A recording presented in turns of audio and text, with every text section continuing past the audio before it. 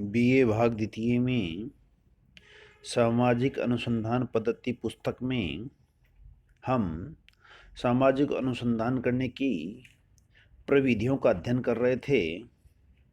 इसमें से प्रमुख एक प्रविधि निदर्शन प्रणाली को हम पढ़ रहे थे, जिसमें हमने निदर्शन प्रणाली की परिभाषा, उसके गुण, दोष तथा उसके प्रकारों का अध्ययन कर रहे थे, जिसमें हमने पहले साधारण देव निदर्शन विधि को पढ़ा।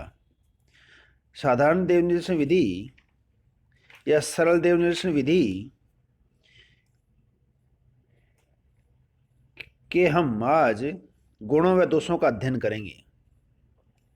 देव निदर्शन प्रणाली के कुछ गुण होते हैं, जिसमें से पहला गुण है, इस विधि में समग्र की सूची समाहित होती है, अर्थात इस विधि में प्रत्येक इकाई के चुने जाने के समान अवसर होते हैं। अतः यह विधि प्रतिनिधित्वपूर्ण होती है तथा इसमें समग्र की अधिकाधिक विशेषताएं विद्यमान होती हैं। देव निदर्शन प्रणाली का अगला गुण है कि यह एक वैज्ञानिक विधि है। जैसा कि एकॉफ कहते हैं कि देव निदर्शन एक प्रकार से समस्त वैज्ञानिक निदर्शन का आधार होता है। इस विधि का अगला गुण है कि यह विधि अत्यंत ही सरल विधि है। इसमें जटिल अथवा गूढ़ सिद्धांतों का पालन नहीं करना पड़ता है।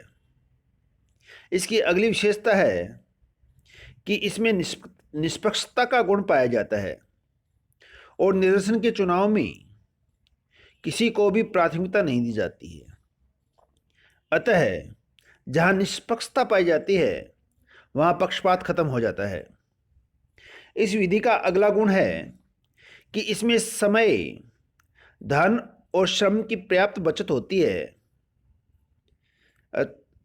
और इस विधि का अगला गुण है कि इस विधि में इकाइयों के चयन में यदि किसी प्रकार की कोई त्रुटि या अशुद्धता रह गई हो तो उसका पता लगाना अत्यंत सरल होता है। इस प्रकार से देव निदर्शन प्रणाली के अनेक गुण पाए जाते हैं। देव निदर्शन प्रणाली के कुछ दोष या सीमाएं भी हैं, जिसमें से पहली है कि इस विधि में समग्र की सूची होना आवश्यक नहीं है, किंतु कई बार यह सूची उपलब्ध नहीं हो पाती। अतः इस विधि द्वारा निदर्शन ग्रहण करना संभव नहीं होता। दूसरा, यदि समग्र बहुत छोटा हो अथवा कुछ इकाइयां इतनी महत्वपूर्ण हो कि उनका निदर्शन में समावेश अनिवार्य हो, तो ऐसी स्थिति में देव निदर्शन उपयुक्त नहीं होता। इस विधि की तीसरी सीमा है, जब समग्र में बहुत अधिक विविधताएं हों और सजातीयता का अभाव हो, तब भी यह विधि उपयुक्त नहीं होती। इसकी चौथी विशेषता है, जब समग्र का विस्तार बहुत अधिक हो और इकाइयां दूर दूर तक फैली हों, तब भी उनसे संपर्क करना कठिन होता है। देव निदर्शन में विकल्प की संभावना नहीं होती। विकल्प के लिए इकाइयों में परिवर्तन करना होता है। ऐसी स्थिति में देव निदर्शन अवैज्ञानिक और पक्षपातपूर्ण हो जाता है। इन कमियों अथवा दोषों के बावजूद भी देव निदर्शन प्रणाली के कुछ गुण हैं, जिनके कारण इस विधि का प्रयोग सबसे अधिक होता है।